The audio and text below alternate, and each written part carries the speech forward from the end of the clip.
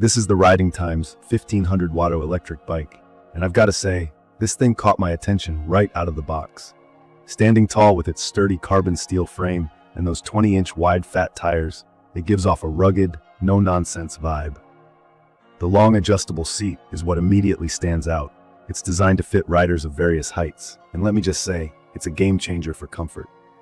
Whether you're someone shorter or really tall, this bike is ready to adjust to you. When I first laid eyes on it, I admit I was skeptical. Electric bikes are everywhere these days, and it feels like everyone is promising the best features for the best price.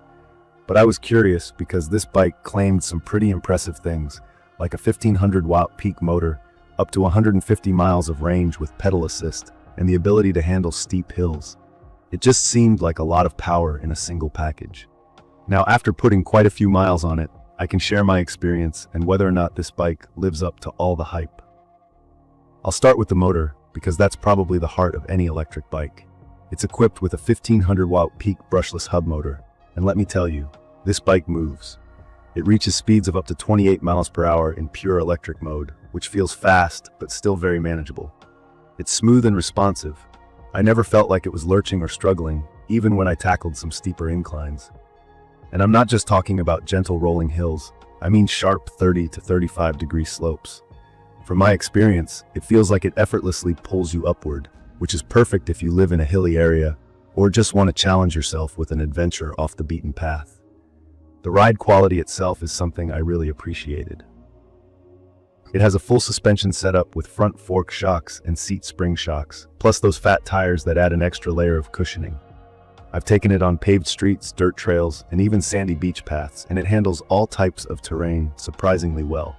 You can feel the suspension system absorbing bumps and uneven surfaces, making long rides less tiring. It's just built to keep you comfortable, no matter where you're riding. That being said, the shocks might feel a little stiff to some users, but for me, they've been a good balance of support and flexibility. Now let's talk about the battery, because honestly, that's where a lot of electric bikes fall short. The Ridingtimes Ebike I'm testing has a 15.6 Ah removable battery, which means you can detach it and charge it indoors. Charging takes somewhere between 6 to 8 hours for a full charge, which might feel like a long time, but given the range this bike offers, I think it's a fair trade-off. On pedal assist mode, I've gotten close to 75 miles on a single charge, which really opens up possibilities for longer commutes or a solid weekend trip without constantly worrying about finding a place to plug in. When I use it in pure electric mode, I get more like 40 miles, which again, feels great considering the amount of power this thing has. Honestly, what's really got me hooked is the versatility of this bike. It has 3 riding modes: full electric, pedal assist, and plain old manual biking. Sometimes I just twist the throttle for a full electric ride when I'm trying to get somewhere quickly or when I feel a little lazy. Other times I use the pedal assist mode, which automatically kicks in with varying levels of electric support depending on what you set it to. The LCD display is easy to use, and it lets you select your assist level and see how much battery you have left. If I feel like getting a full workout, I switch to manual biking, and the 7-speed gear system makes it easier to match the terrain.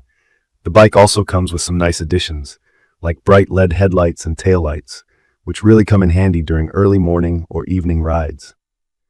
Safety is something I always take seriously, and the lights give me extra peace of mind knowing I'm visible to cars and other riders. The disc brakes are another feature I've come to appreciate. They provide solid stopping power, and even in wet conditions, they don't feel mushy or unreliable. That being said, I've run into a few minor issues, but none that would make me regret using this bike. For instance, the weight of the bike might be a consideration for some people. It's pretty hefty, especially with the battery installed. That being said, I've found that its solid construction really adds to its durability. I once flipped the bike over completely during a rough off-road trail, and though I was bracing myself for some serious damage, the bike was surprisingly fine. The chain fell off once during another off-road excursion, but it was a quick fix, and it hasn't happened again since. I've also had to tighten a couple of bolts here and there, but that's standard maintenance for any bike. From my experience, puncture resistance is surprisingly good. I hit a piece of glass once and thought for sure my ride was over, but I had some tire sealant installed, and it's continued to hold air without any problems at all. Anyone who's taken a bike on rugged paths or commutes regularly knows tire issues can be a real headache, so this is something I genuinely appreciate. In my opinion, this bike works best for people who want a mix of convenience, adventure, and practicality. It's not just a commuter bike, it's also perfect for someone like me who likes to explore off-road trails. If you're looking to replace some car trips or want a bike that performs equally well on city streets as it does on dirt paths, you might really enjoy this one. I think it's also a great option for apartment dwellers because the removable battery simplifies the charging process. In conclusion, the Ridingtimes 1500-watt electric bike delivers the power, range, and comfort that I value in an electric bike. It's built to tackle different terrains, whether for commuting or recreational rides. Of course, no bike is absolutely perfect. Things like the charging time and weight might be drawbacks for some. But for me, those are minor inconveniences compared to the overall experience of riding this thing. It's a solid investment for someone looking to get into electric bikes or even upgrade to a more capable model. Thank you for watching. If you enjoyed this video and want to see more like it, make sure to subscribe to the channel and drop a comment below to let me know what you think. Have you tried an electric bike before? What features matter most to you? I'd love to hear your thoughts. Take care and see you next time.